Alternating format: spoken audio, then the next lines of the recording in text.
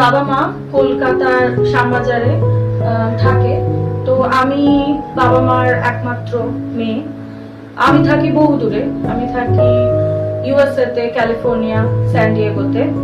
তো ওখান থেকে সবসময় তো আমি এখানে বাবা মাকে আমার ফিজিক্যাল হেল্পটা দিতে পারি না।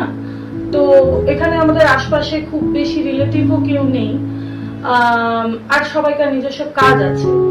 সো জিনিসটা একটু কনসার্নিং হয়ে যাচ্ছিল। ক্রমশ ওদের বয়স বাড়ছে, এখন ওদের একটু সবসময় অ্যাসিস্ট্যান্স কাউকে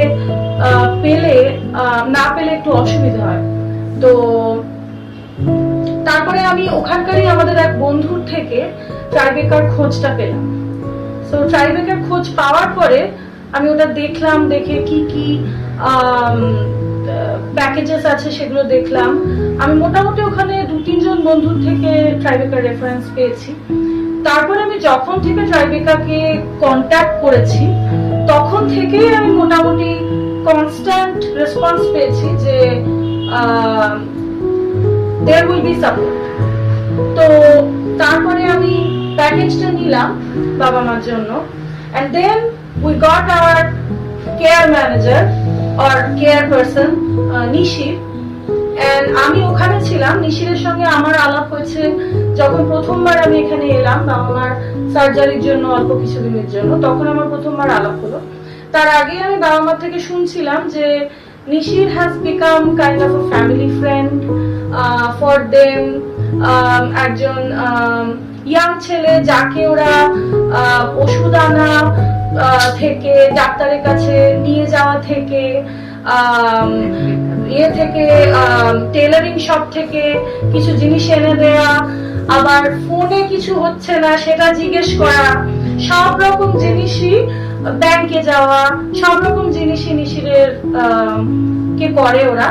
So Nishir has become a big comfort for them and great kind of relief for me ওখানে, যে thinking যে they always have a person at their reach।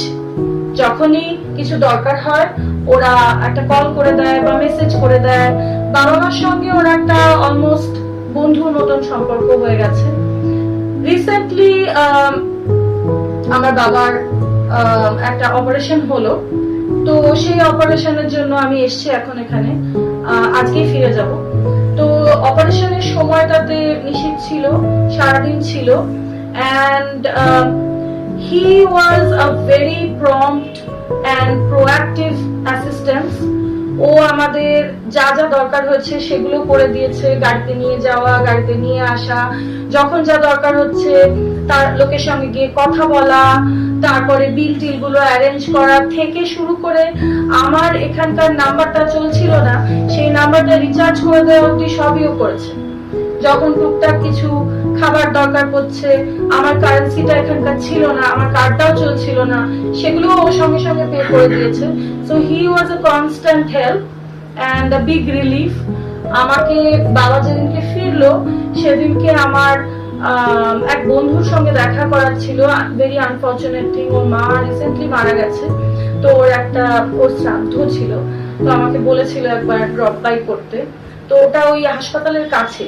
তো যখন বাবাকে রিলিজ করলো তখন আমি নিশিতকে বললাম যে তুমি তাহলে ওদের নিয়ে বাড়ি যাও, আমি এখানে একবার ড্রপ বাই করে যাচ্ছি।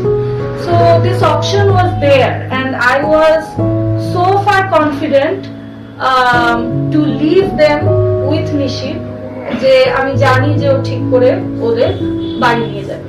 So that kind of comfort and that kind of confidence has been established and আমি আজকে ফিরে যাচ্ছি। বাবার এখনো ফার্স্ট চেকআপটা হয়নি। First checkup is after 10 days, coming উইকে থার্সডে আছে, and I'm leaving behind them with this assurance that there is a good care person who will take care of them for future doctor appointments, for any medical assistance they need, or any comfort or companionship they need. Thank you, Nishi, for being there.